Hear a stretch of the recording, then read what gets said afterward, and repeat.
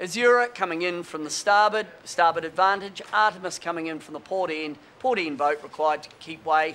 Lots of wind. And so at that entry we saw no dial up, and it was Artemis who held the course. And at AZZURA there was actually a flag, but it was green flag that Artemis had they kept clear, but the umpires deemed they had.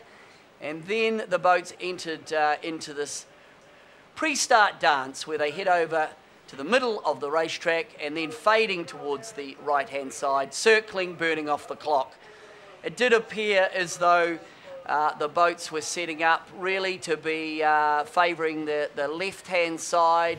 Artemis got a little bit high on the starboard ley line. They were a little bit early for the start, and they had to push late in the start. They pushed down, not a lot of gauge between the boats, but off the line, Artemis did a fabulous job surviving in that windward position for a lot longer than we expected.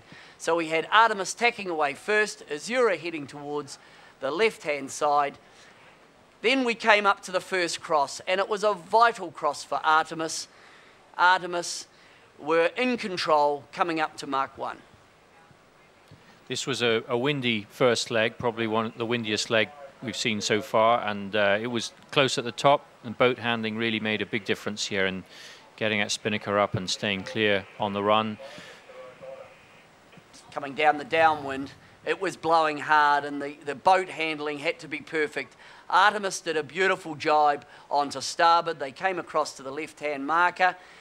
They did a pretty conservative takedown, tucked right round on the mark, but it was an error here for AZZURA. They couldn't get their spinnaker down, and they overshot the mark, giving away valuable boat lengths, an extension for Artemis on the downwind. And that really was the last chance for AZZURA to get back into the race, barring errors on part of Artemis.